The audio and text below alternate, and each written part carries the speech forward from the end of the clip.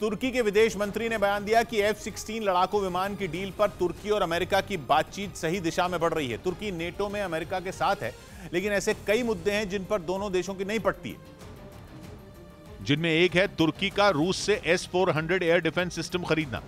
America ने इसकी वजह से 2019 में तुर्की को अपने F-35 कार्यक्रम से बाहर कर दिया था, जिसकी वजह से तुर्की और अमेरिका के बीच की F-16 लड़ाकू विमानों की डील अटक गई थी, क्योंकि अमेरिका नहीं चाहता था कि नेटो में उसका सहयोगी रूस से हथियार खरीदे, वो भी वो S-400 एयर डिफेंस सिस्टम जो अमेरिका में बने F-16 लड़ाकू विमानों का झट से पता लगा लेता है।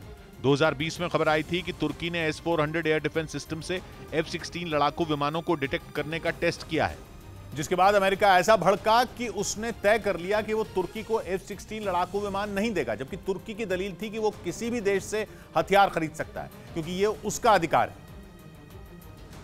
लेकिन तब अमेरिका ने उसकी बात नहीं मानी थी। हालांकि अब उसके तेवर नर्म हुए। तुर्की के विदेश मंत्री के बयान से तो ऐसा ही लग रहा है, क्योंकि उन्होंने बयान दिया कि F-16 पर तुर्की और अमेरिका की बातचीत सही दिशा में बढ़ रही है। खबर है कि अमेरिका के अड़ियल रुख के बाद तुर्की ने दूसरे विकल्प तलाशने शुरू कर दिए थे। उसने फ्रांस से राफाल विमान खरीदने के बारे में बात की थी। खबर यह भी आई कि तुर्की के एयरफोर्स कमांडर ने यूके से उसके टाइफून जेट के बारे में बात की थी। इसके अलावा उसके सामने रूस के सुखोई विमानों का भी विकल्प था। यही नहीं, तुर्की की ओर से यह बयान तक आ गया था कि अमेरिका उसे F-16 बेचना ही नहीं चाहता।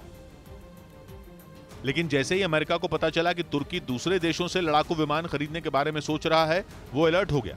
खबर है कि अमेरिका को लगा कि उसके हाथ से एक बड़ी डील जाने वाली है, वो भी उस देश की जो नेटो में उसके साथ है।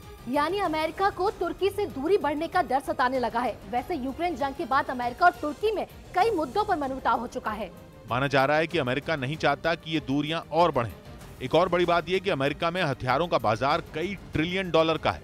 कहा तो यह भी जाता है कि अमेरिका की हथियार लॉबी इतनी सक्रिय है कि वो चाहे तो राष्ट्रपति तक को पल भर में बदल सकती है। कहा जा रहा है कि यही बाइडेन के तुर्की के सामने झुकने की सबसे बड़ी वजह है, क्योंकि अगर तुर्की लड़ाकू विमान खरीदने दूसरी जगह गया तो उसके हाथ से एक बड़ा ग्राहक चला जाएगा।